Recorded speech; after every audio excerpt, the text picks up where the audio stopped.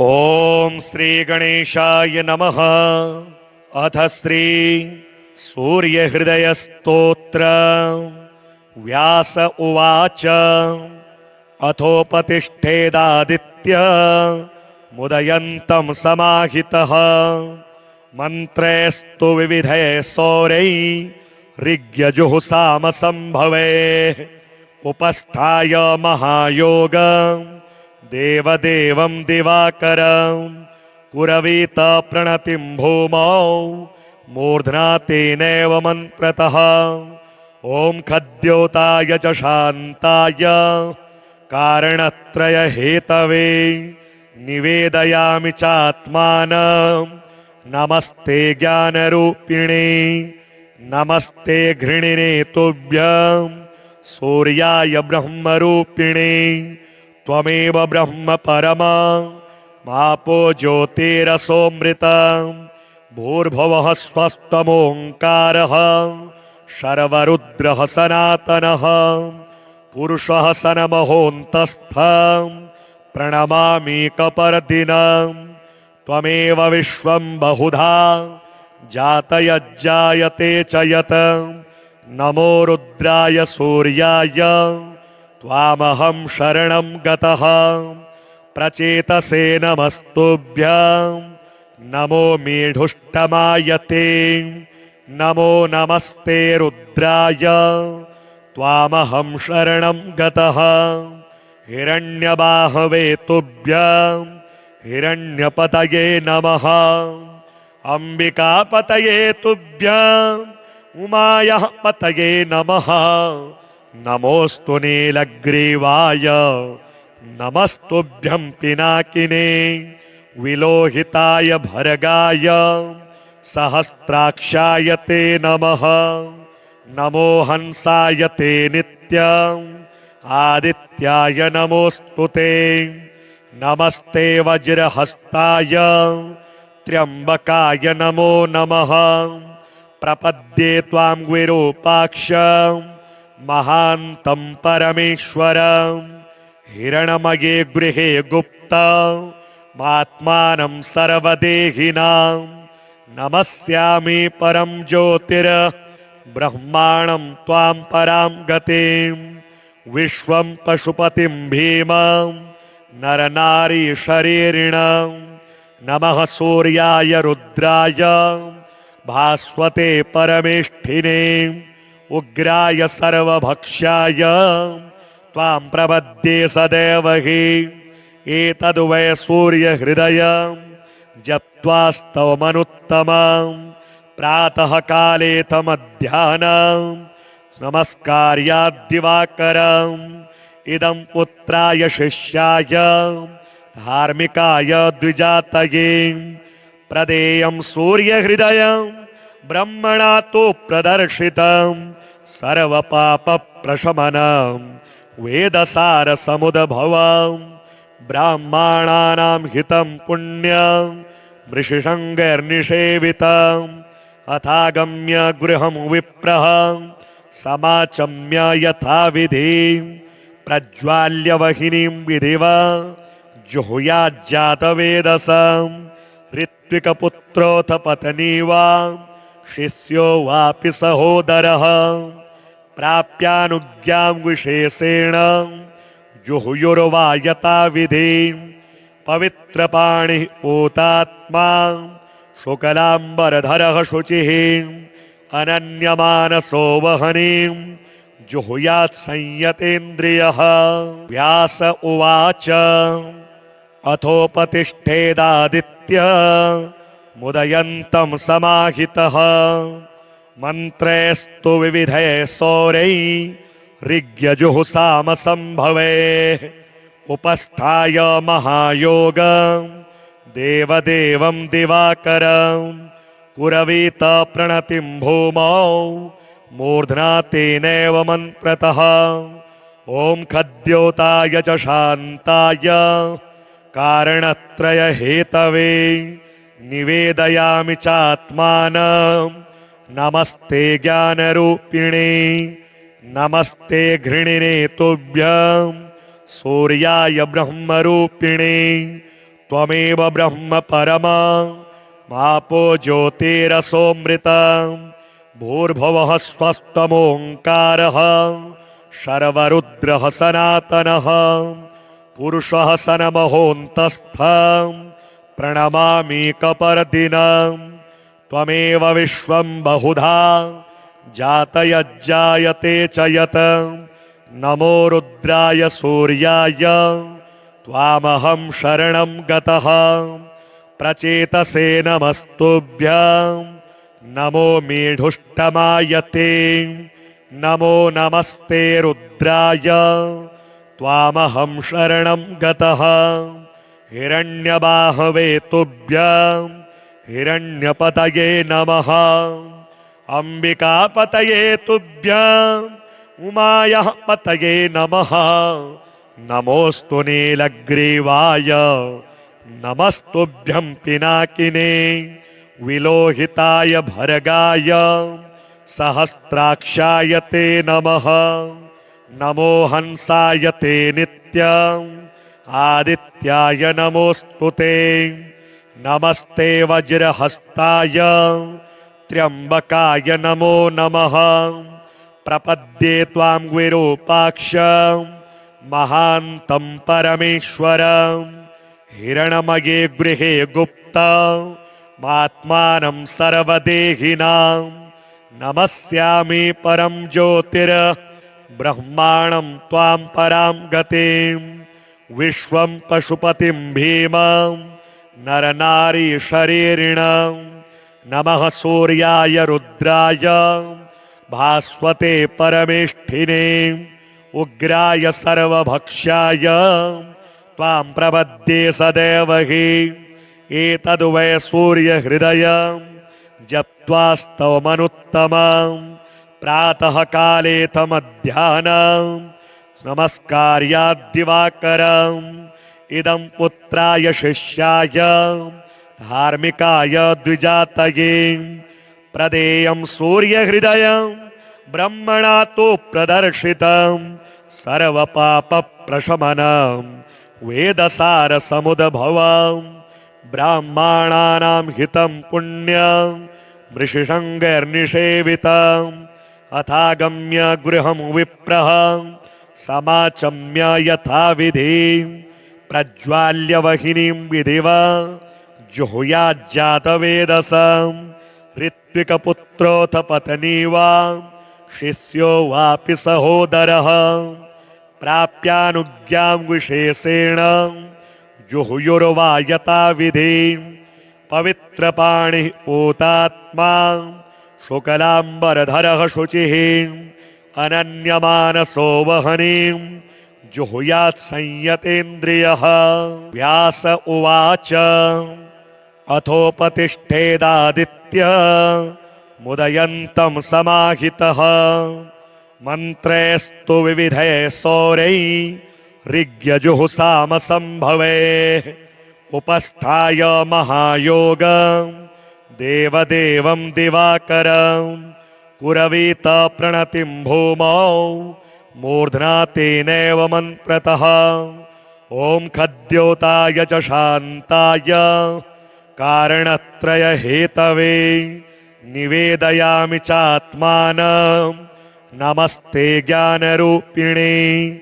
नमस्ते घृणिने तुभ्यं सूर्याय ब्रह्मरूपिणे त्वमेव ब्रह्म परमा मापो ज्योतिरसोऽमृतं भूर्भुवः स्वस्त्वमोङ्कारः शर्वरुद्रः सनातनः पुरुषः सनमहोऽन्तस्थं प्रणमामीकपर्दिनं त्वमेव विश्वं बहुधा जातयज्जायते च यत् नमो रुद्राय सूर्याय त्वामहं शरणं गतः प्रचेतसे नमस्तुभ्यं नमो मीढुष्टमायते नमो नमस्ते रुद्राय त्वामहं शरणं गतः हिरण्यबाहवे तुभ्यं हिरण्यपतये नमः अंबिकापतये तुभ्यं उमायाः पतये नमः नमोऽस्तु नीलग्रीवाय नमस्तुभ्यं पिनाकिने विलोहिताय भर्गाय सहस्राक्षाय ते नमः नमो हंसाय ते नित्यम् आदित्याय नमोऽस्तु ते नमस्ते वज्रहस्ताय त्र्यंबकाय नमो नमः प्रपद्ये त्वां विरूपाक्ष महान्तं परमेश्वरं हिरणमये गृहे गुप्तमात्मानं सर्वदेहिनां नमस्यामि परं ज्योतिर्ब्रह्माणं त्वां परां गतिं विश्वं पशुपतिं भीमं नरनारी शरीरिणं नमः सूर्याय रुद्राय भास्वते परमेष्ठिने उग्राय सर्वभक्ष्याय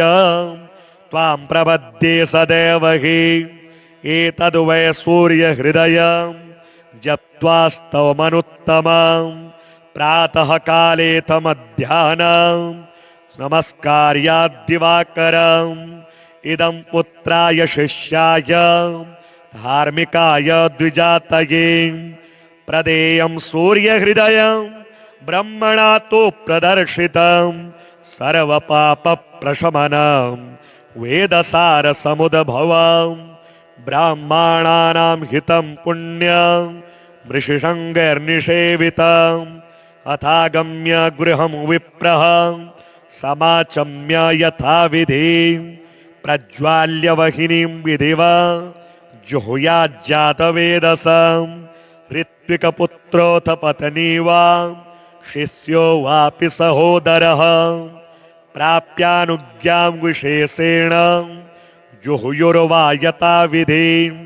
पवित्रपाणिः पूतात्मा शुक्लाम्बरधरः शुचिः अनन्यमानसो वहनीं जुहुयात् संयतेन्द्रियः। व्यास उवाच अथोपतिष्ठेदादित्य मुदयन्तं समाहितः मन्त्रैस्तु विविधैः सौरैः ऋग्यजुहुसामसंभवे उपस्थाय महायोगं देवदेवं दिवाकरं पुरवीत प्रणतिं भूमौ मूर्ध्ना तेनैव मन्त्रतः ॐ खद्योताय च शान्ताय कारणत्रयहेतवे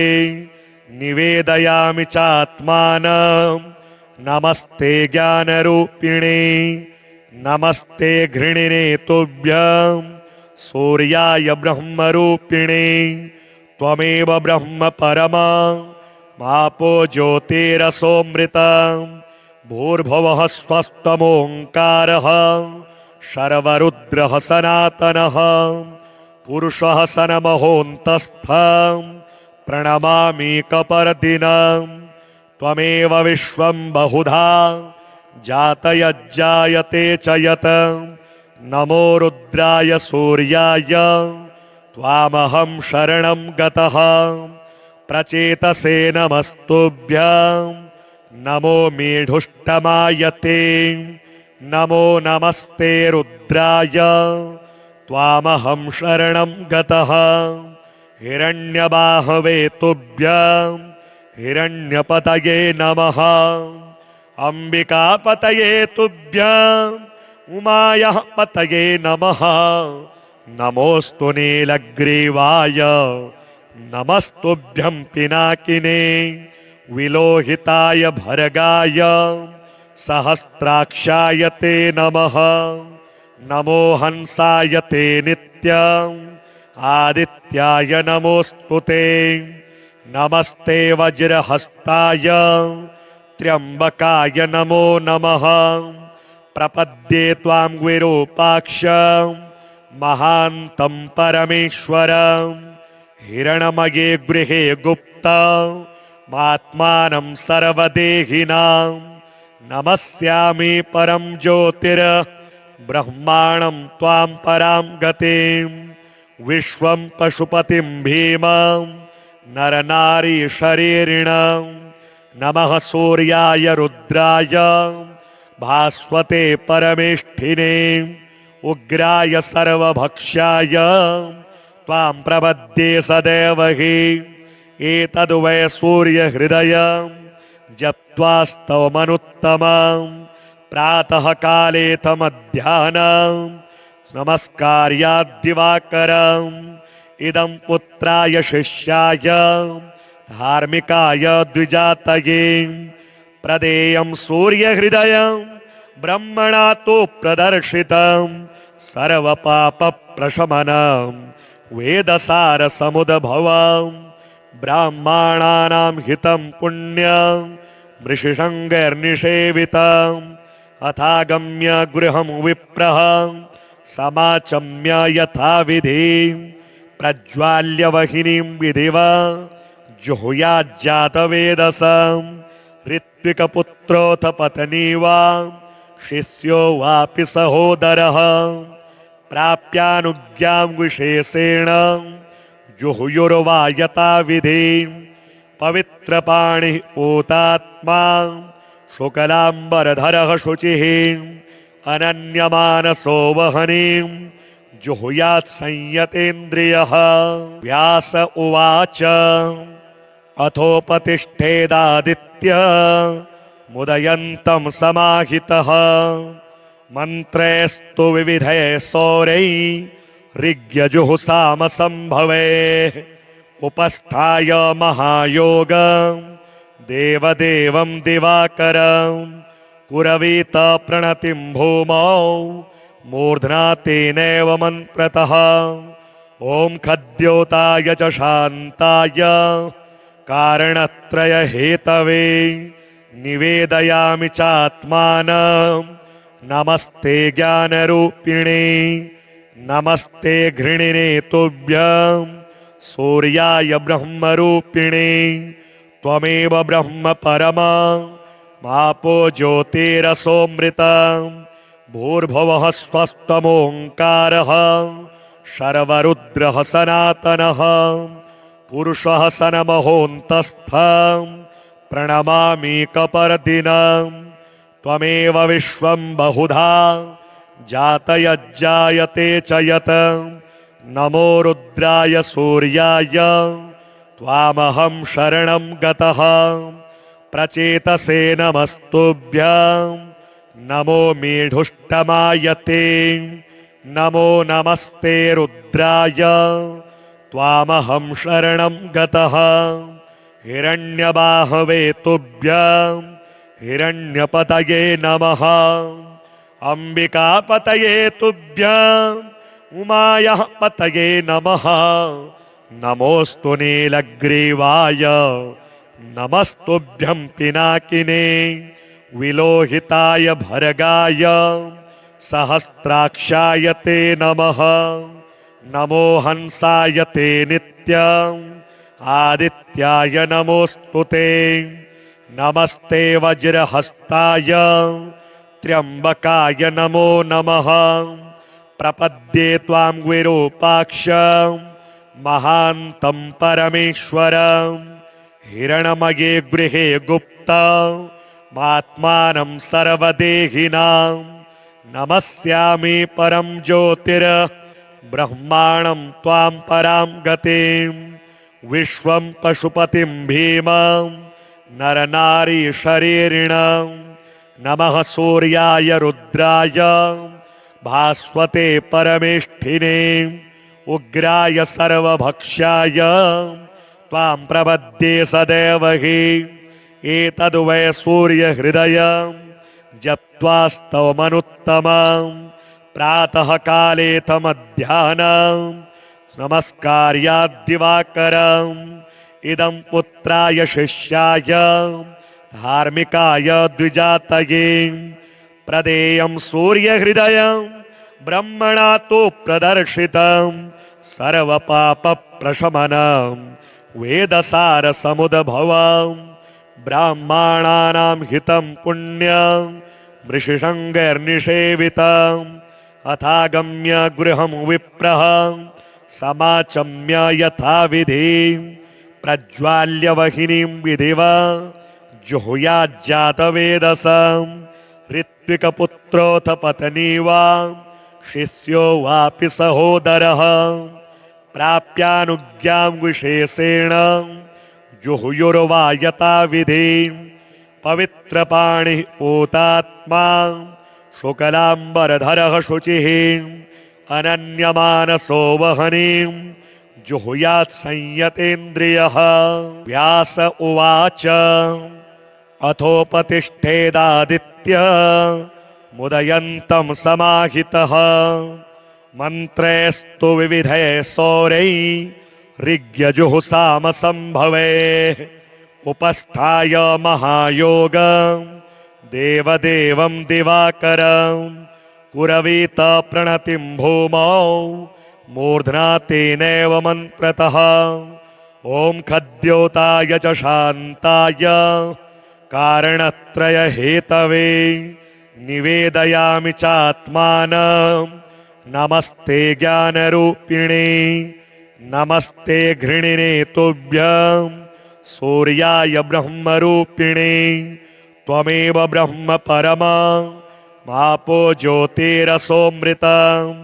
भूर्भुवः स्वस्त्वमोङ्कारः शर्वरुद्रः सनातनः पुरुषः सनमहोऽन्तस्थं प्रणमामीकपर्दिनं त्वमेव विश्वं बहुधा जातयज्जायते च यत् नमो रुद्राय सूर्याय त्वामहं शरणं गतः प्रचेतसे नमस्तुभ्यं नमो मेढुष्टमायते नमो नमस्ते रुद्राय त्वामहं शरणं गतः हिरण्यबाहवे तुभ्यं हिरण्यपतये नमः अंबिकापतये तुभ्यं उमायाः पतये नमः नमोऽस्तु नीलग्रीवाय नमस्तुभ्यं पिनाकिने विलोहिताय भर्गाय सहस्राक्षाय ते नमः नमो हंसाय ते नित्यम् आदित्याय नमोऽस्तु ते नमस्ते वज्रहस्ताय त्र्यंबकाय नमो नमः प्रपद्ये त्वां विरूपाक्षं महान्तं परमेश्वरं हिरणमये गृहे गुप्तमात्मानं सर्वदेहिनां नमस्यामि परं ज्योतिर्ब्रह्माणं त्वां परां गतिं विश्वं पशुपतिं भीमं नरनारी शरीरिणं नमः सूर्याय रुद्राय भास्वते परमेष्ठिने उग्राय सर्वभक्ष्याय त्वां प्रपद्ये सदैव हि एतद्वै सूर्यहृदयं जप्त्वास्तवमनुत्तमं प्रातः कालेथ मध्याह्नं नमस्कार्याद्दिवाकरम् इदं पुत्राय शिष्याय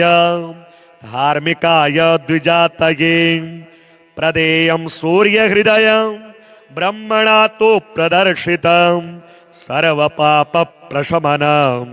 वेदसारसमुद्भवं ब्राह्मणानां हितं पुण्यं मृषिशङ्गैर्निषेवितम् अथागम्य गृहं विप्रः समाचम्य यथाविधि प्रज्वाल्य वहिनीं विधिवा जुहुयाज्जातवेदसं ऋत्विकपुत्रोऽथ पत्नी वा शिष्यो वापि सहोदरः प्राप्यानुज्ञां विशेषेण जुहुयुर्वा यथाविधि पवित्रपाणिः पूतात्मा शुक्लाम्बरधरः शुचिः अनन्यमानसो वहनीं जुहुयात् संयतेन्द्रियः। व्यास उवाच अथोपतिष्ठेदादित्य मुदयन्तं समाहितः मन्त्रैस्तु विविधैः सौरैः ऋग्यजुहुसामसम्भवे उपस्थाय महायोगं देवदेवं दिवाकरं पुरवीत प्रणतिं भूमौ मूर्ध्ना तेनैव मन्त्रतः ॐ खद्योताय च शान्ताय कारणत्रय हेतवे निवेदयामि चात्मानं नमस्ते ज्ञानरूपिणे नमस्ते घृणिने तुभ्यं सूर्याय ब्रह्मरूपिणे त्वमेव ब्रह्म परमं मापो ज्योतिरसोऽमृतं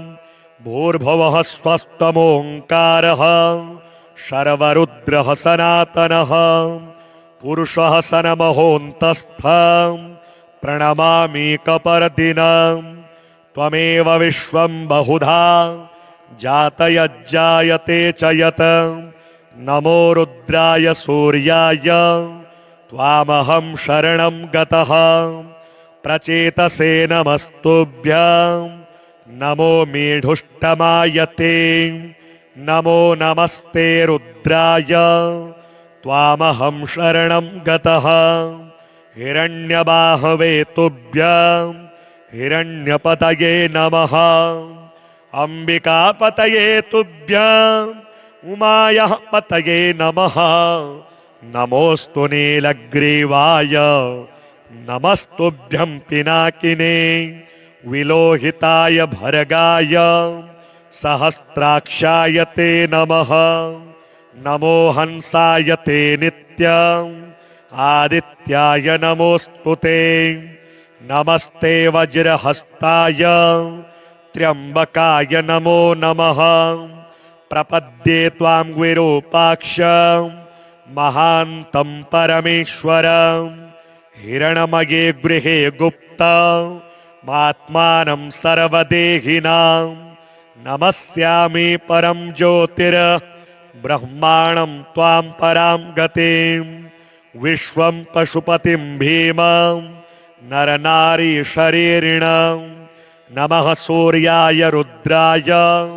भास्वते परमेष्ठिने उग्राय सर्वभक्ष्याय त्वां प्रपद्ये सदैव हि एतद्वै सूर्यहृदयं जप्त्वास्तवमनुत्तमं प्रातः कालेथ मध्याह्नं नमस्कार्याद्दिवाकरम् इदं पुत्राय शिष्याय धार्मिकाय द्विजातये प्रदेयं सूर्यहृदयं ब्रह्मणा तु प्रदर्शितं सर्वपापप्रशमनं वेदसारसमुद्भवं ब्राह्मणानां हितं पुण्यं ऋषिशृङ्गैर्निषेवितम् अथागम्य गृहं विप्रः समाचम्य यथाविधि प्रज्वाल्य वहिनीं विधिवा जुहुयाज्जातवेदसं ऋत्विकपुत्रोऽथ पत्नी वा शिष्यो वापि सहोदरः प्राप्यानुज्ञां विशेषेण जुहुयुर्वा यथाविधि पवित्रपाणिः पूतात्मा शुक्लाम्बरधरः शुचिः अनन्यमानसो वहनीं जुहुयात् संयतेन्द्रियः। व्यास उवाच अथोपतिष्ठेदादित्य मुदयन्तं समाहितः मन्त्रैस्तु विविधैः सौरैः ऋग्यजुहुसामसम्भवे उपस्थाय महायोगं देवदेवं दिवाकरं कुरवीत प्रणतिं भूमौ मूर्ध्ना तेनैव मन्त्रतः ॐ खद्योताय च शान्ताय कारणत्रय हेतवे निवेदयामि चात्मानं नमस्ते ज्ञानरूपिणे नमस्ते घृणिने तुभ्यं सूर्याय ब्रह्मरूपिणे त्वमेव ब्रह्म परमं मापो ज्योतिरसोऽमृतं भूर्भुवः स्वस्त्वमोङ्कारः शर्वरुद्रः सनातनः पुरुषः सनमहोऽन्तस्थं प्रणमामीकपरदिनं त्वमेव विश्वं बहुधा जातयज्जायते च यत् नमो रुद्राय सूर्याय त्वामहं शरणं गतः प्रचेतसे नमस्तुभ्यं नमो मेढुष्टमायते नमो नमस्ते रुद्राय त्वामहं शरणं गतः। हिरण्यबाहवे तुभ्यं हिरण्यपतये नमः। अंबिकापतये तुभ्यं उमायाः पतये नमः। नमोऽस्तु नीलग्रीवाय नमस्तुभ्यं पिनाकिने। विलोहिताय भर्गाय सहस्राक्षाय ते नमः। नमो हंसाय ते नित्यम् आदित्याय नमोऽस्तु ते। नमस्ते वज्रहस्ताय त्र्यंबकाय नमो नमः। प्रपद्ये त्वां विरूपाक्ष महान्तं परमेश्वरं। हिरणमये गृहे गुप्तमात्मानं सर्वदेहिनां। नमस्यामि परं ज्योतिर्ब्रह्माणं त्वां परां गतिं। विश्वं पशुपतिं भीमं नरनारी शरीरिणं। नमः सूर्याय रुद्राय भास्वते परमेष्ठिने। उग्राय सर्वभक्ष्याय त्वां प्रपद्ये सदैव हि। एतद्वै सूर्यहृदयं जप्त्वास्तवमनुत्तमं। प्रातः कालेथ मध्याह्नं नमस्कार्याद्दिवाकरम्। इदं पुत्राय शिष्याय धार्मिकाय द्विजातये। प्रदेयं सूर्यहृदयं ब्रह्मणा तु प्रदर्शितं। सर्वपापप्रशमनं वेदसारसमुद्भवं। ब्राह्मणानां हितं पुण्यं मृषिशङ्गैर्निषेवितम्। अथागम्य गृहं विप्रः समाचम्य यथाविधि। प्रज्वाल्य वहिनीं विधिवा जुहुयाज्जातवेदसं। ऋत्विकपुत्रोऽथ पत्नी वा शिष्यो वापि सहोदरः। प्राप्यानुज्ञां विशेषेण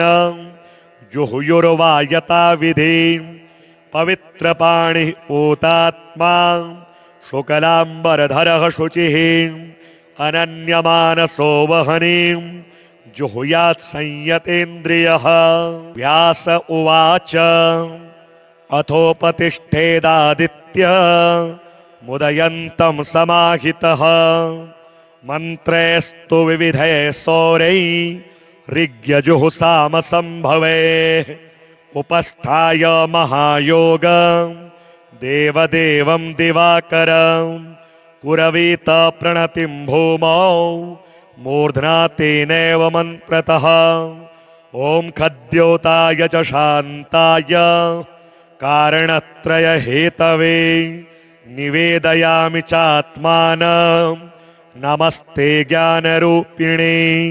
नमस्ते घृणिने तुभ्यं। सूर्याय ब्रह्मरूपिणे त्वमेव ब्रह्म परमं।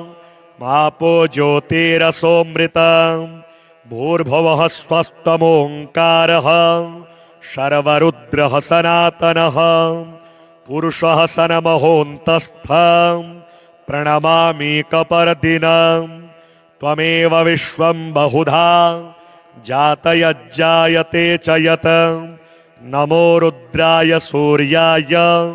त्वामहं शरणं गतः। प्रचेतसे नमस्तुभ्यं नमो मेढुष्टमाय ते। नमो नमस्ते रुद्राय त्वामहं शरणं गतः। हिरण्यबाहवे तुभ्यं हिरण्यपतये नमः। अंबिकापतये तुभ्यं उमायाः पतये नमः। नमोऽस्तु नीलग्रीवाय नमस्तुभ्यं पिनाकिने। विलोहिताय भर्गाय सहस्राक्षाय ते नमः। नमो हंसाय ते नित्यम् आदित्याय नमोऽस्तु ते। नमस्ते वज्रहस्ताय त्र्यंबकाय नमो नमः। प्रपद्ये त्वां विरूपाक्ष महान्तं परमेश्वरं। हिरणमये गृहे गुप्तमात्मानं सर्वदेहिनां। नमस्यामि परं ज्योतिर्ब्रह्माणं ब्रह्माणं त्वां परां गतिं विश्वं पशुपतिं भीमं नरनारी शरीरिणं नमः सूर्याय रुद्राय भास्वते परमेष्ठिने उग्राय सर्वभक्ष्याय त्वां प्रपद्ये सदेवहि एतद्वै सूर्यहृदयं जप्त्वास्तवमनुत्तमं प्रातः कालेथ मध्याह्नं नमस्कार्याद्दिवाकरम् इदं पुत्राय शिष्याय धार्मिकाय द्विजातये प्रदेयं सूर्यहृदयं ब्रह्मणा तु प्रदर्शितं सर्वपापप्रशमनं वेदसारसमुद्भवं ब्राह्मणानां हितं पुण्यं ऋषिशृङ्गैर्निषेवितम् अथागम्य गृहं विप्रः समाचम्य यथाविधि प्रज्वाल्य वहिनीं विधिवा जुहुयाज्जातवेदसं ऋत्विकपुत्रोऽथ पत्नी वा शिष्यो वापि सहोदरः प्राप्यानुज्ञां विशेषेण जुहुयुर्वा यथाविधि पवित्रपाणिः पूतात्मा शुक्लाम्बरधरः शुचिः अनन्यमानसो वहनीं जुहुयात् संयतेन्द्रियः। व्यास उवाच अथोपतिष्ठेदादित्य मुदयन्तं समाहितः मन्त्रैस्तु विविधैः सौरैः ऋग्यजुःसामसंभवैः उपस्थाय महायोगं देवदेवं दिवाकरं पुरवीत प्रणतिं भूमौ मूर्ध्ना तेनैव मन्त्रतः ॐ खद्योताय च शान्ताय कारणत्रयहेतवे निवेदयामि चात्मानं नमस्ते ज्ञानरूपिणे नमस्ते घृणिने तुभ्यं सूर्याय ब्रह्मरूपिणे त्वमेव ब्रह्म परमा मापो ज्योतिरसोऽमृतं भूर्भुवः स्वस्त्वमोङ्कारः शर्वरुद्रः सनातनः पुरुषः सनमहोऽन्तस्थं प्रणमामीकपर्दिनं त्वमेव विश्वं बहुधा जातयज्जायते च यत् नमो रुद्राय सूर्याय त्वामहं शरणं गतः प्रचेतसे नमस्तुभ्यं नमो मेढुष्टमायते नमो नमस्ते रुद्राय त्वामहं शरणं गतः हिरण्यबाहवे तुभ्यं हिरण्यपतये नमः अंबिकापतये तुभ्यं उमायः पतये नमः नमोऽस्तु नीलग्रीवाय नमस्तुभ्यं पिनाकिने विलोहिताय भर्गाय सहस्राक्षाय ते नमः नमो हंसाय ते नित्यं आदित्याय नमोऽस्तु ते नमस्ते वज्रहस्ताय त्र्यंबकाय नमो नमः प्रपद्ये त्वां विरूपाक्षं महान्तं परमेश्वरं हिरणमये गृहे गुप्तमात्मानं सर्वदेहिनां नमस्यामि परं ज्योतिर ब्रह्माणं त्वां परां गतिं विश्वं पशुपतिं भीमं नरनारी शरीरिणं नमः सूर्याय रुद्राय भास्वते परमेष्ठिने उग्राय सर्वभक्ष्याय त्वां प्रपद्ये सदेवहि एतद्वै सूर्यहृदयं जप्त्वास्तवमनुत्तमं प्रातः कालेथ मध्याह्नं नमस्कार्याद्दिवाकरम् इदं पुत्राय शिष्याय धार्मिकाय द्विजातये प्रदेयं सूर्यहृदयं ब्रह्मणा तु प्रदर्शितं सर्वपापप्रशमनं वेदसारसमुद्भवं ब्राह्मणानां हितं पुण्यं ऋषिशृङ्गैर्निषेवितं अथागम्य गृहं विप्रः समाचम्य यथाविधि प्रज्वाल्य वहिनीं विधिवा जुहुयाज्जातवेदसं ऋत्विकपुत्रोऽथ पत्नी वा शिष्यो वापि सहोदरः प्राप्यानुज्ञां विशेषेण जुहुयुर्वा यथाविधि पवित्रपाणिः पूतात्मा शुक्लाम्बरधरः शुचिः अनन्यमानसो वहनीं जुहुयात् संयतेन्द्रियः। व्यास उवाच अथोपतिष्ठेदादित्य मुदयन्तं समाहितः मन्त्रैस्तु विविधैः सौरैः ऋग्यजुहुसामसम्भवे उपस्थाय महायोगं देवदेवं दिवाकरं पुरवीत प्रणतिं भूमौ मूर्ध्ना तेनैव मन्त्रतः ॐ खद्योताय च शान्ताय कारणत्रयहेतवे निवेदयामि चात्मानं नमस्ते ज्ञानरूपिणे नमस्ते घृणिने तुभ्यं सूर्याय ब्रह्मरूपिणे त्वमेव ब्रह्म परमा मापो ज्योतिरसोऽमृतं भूर्भुवः स्वस्त्वमोङ्कारः शर्वरुद्रः सनातनः पुरुषः सनमहोऽन्तस्थं प्रणमामि कपर्दिनं त्वमेव विश्वं बहुधा जातयज्जायते च यत् नमो रुद्राय सूर्याय त्वामहं शरणं गतः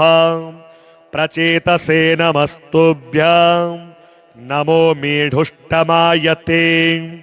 नमो नमस्ते रुद्राय त्वामहं शरणं गतः हिरण्यबाहवे तुभ्यं हिरण्यपतये नमः अंबिकापतये तुभ्यं उमायाः पतये नमः नमोऽस्तु नीलग्रीवाय नमस्तुभ्यं पिनाकिने विलोहिताय भर्गाय सहस्राक्षाय ते नमः नमो हंसाय ते नित्यम् आदित्याय नमोऽस्तु ते नमस्ते वज्रहस्ताय त्र्यंबकाय नमो नमः प्रपद्ये त्वां विरूपाक्षं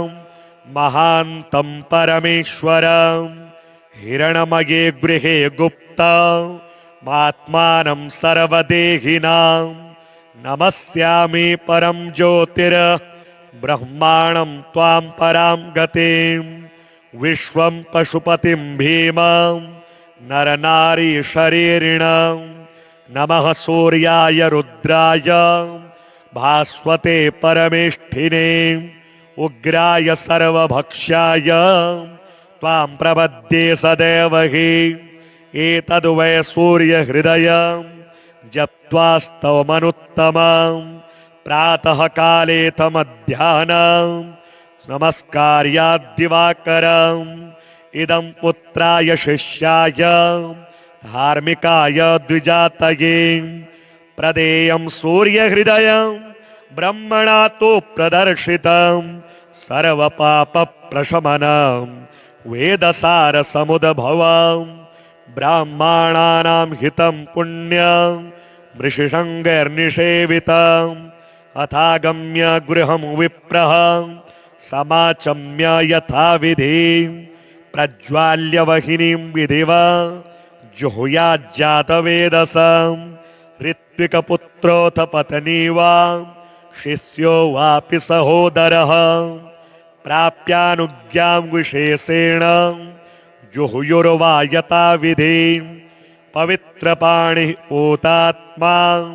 शुक्लाम्बरधरः शुचिः अनन्यमानसो वहनीं जुहुयात् संयतेन्द्रियः।